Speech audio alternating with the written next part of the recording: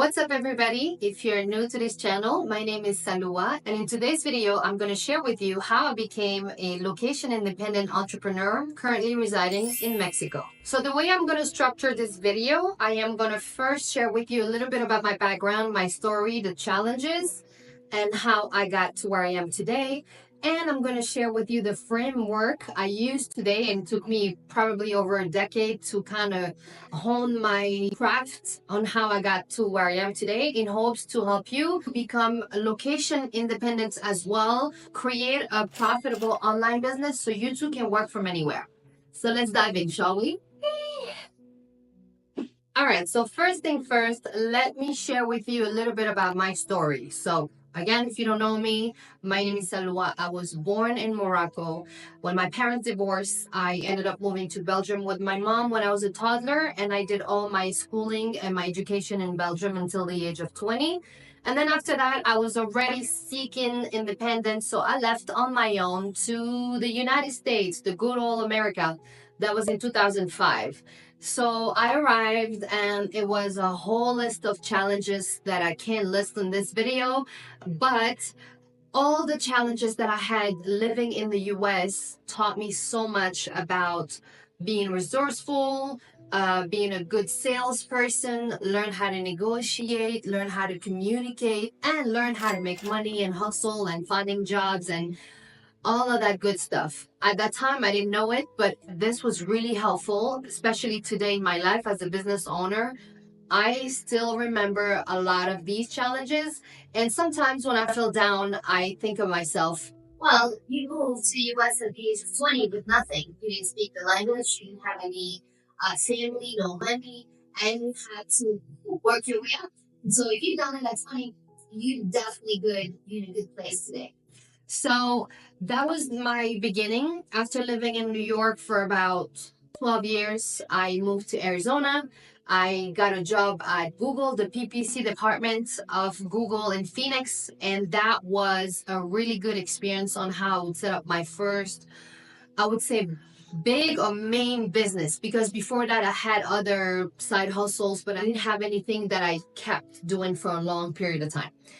Worked for the Google department. I was hired by a third party, and because of that, I later on realized that the agency who hired me took about 50% of my salary. Wow. When I find out that they were doing that and that I was doing all the work, I thought I could totally do this on my own. I decided I'm going to launch my own digital marketing agency. I started with social media, and then I grew to now offering a lot more services such as web design, sales funnel, social media marketing, business strategy, marketing strategy. So all of that is what I do today.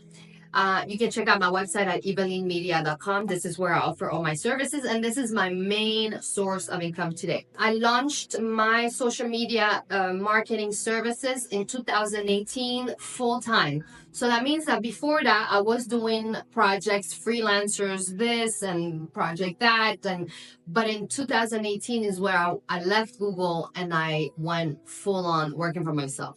So that was very difficult, and for years it was difficult, and the main challenge was the income inconsistency, and I'm gonna get into this in a minute. So once I decided that, you know what, I'm good, I can do social media marketing, I have my experience at Google, I have all the side hustles I've done before. So then once I started my social media marketing services, I was not an agency yet. I was a freelancer, and I was trying to get those clients where I would do all the content strategy, I would design the graphs, and I would publish it. That was what I was selling the most, right?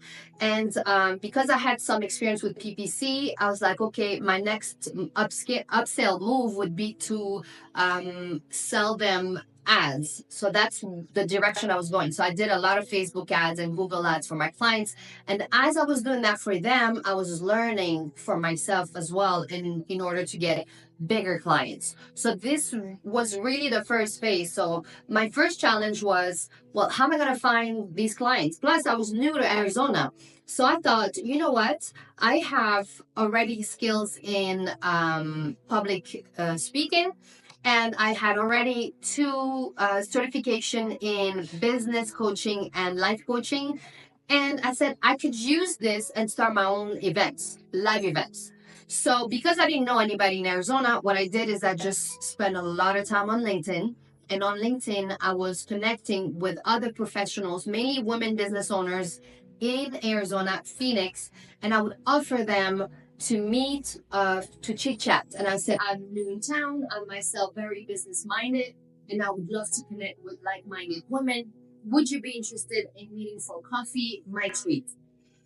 And that worked. I'll be super friendly. Well, I'm friendly, anyways.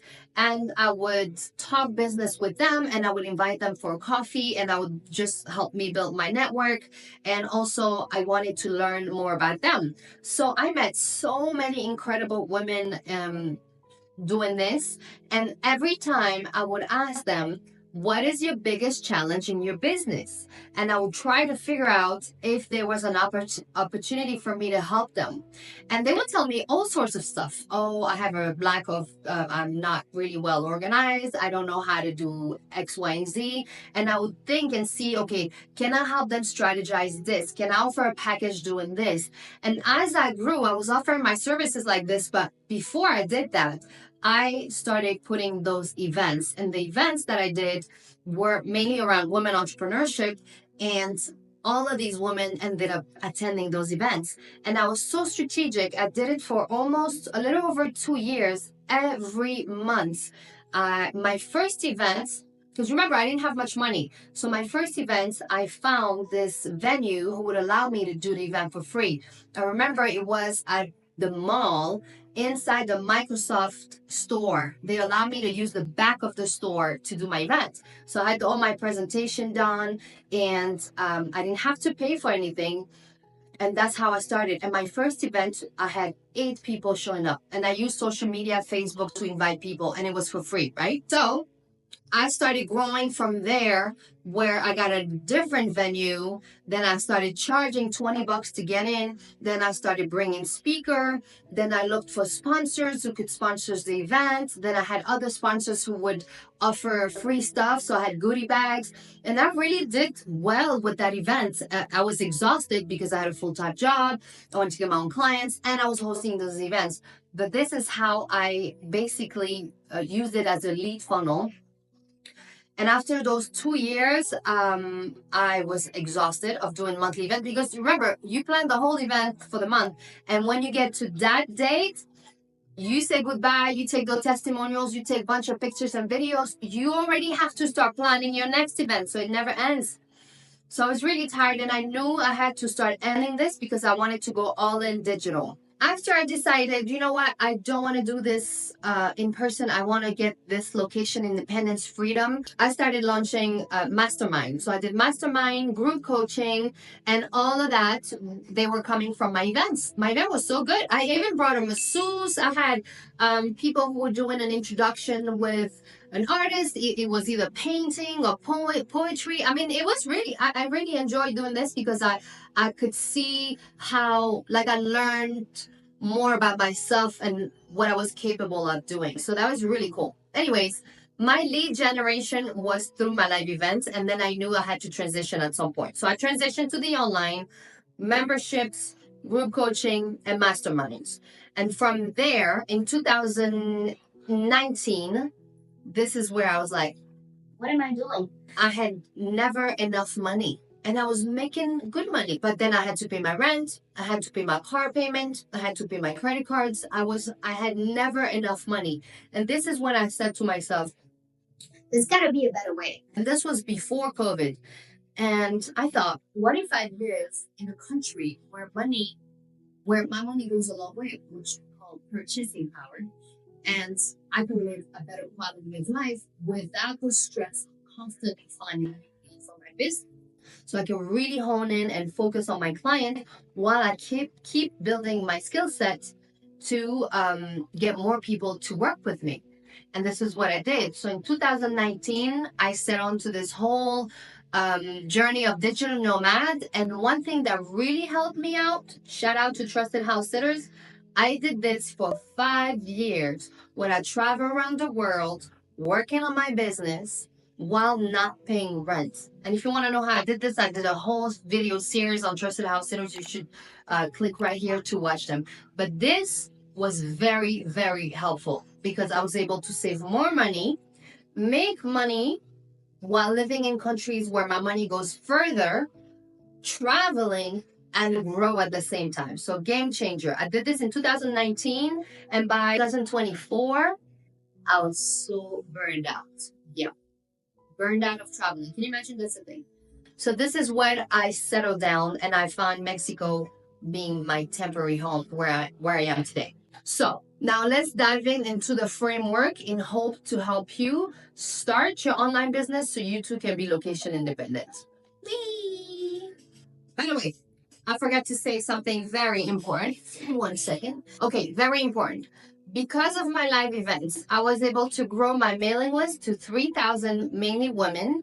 And because of these women who attended my event tonight, till this day, still have contact with them, I was able to publish my book. And I wrote this book with my team, my two favorite Erica Page and Erica Brooks, who helped me put this book together. So I'm going to put the link down below. And the book is about the story of immigrant women entrepreneurs in the US. It's really an awesome read. So I please get your copy. Hi, everybody. I have bad news. This video was getting way too long, so I decided to cut it. And I'm going to be sharing the framework, everything that had helped me become location independent in the next video. So make sure you click right here so you can watch the next video. See you soon. Bye.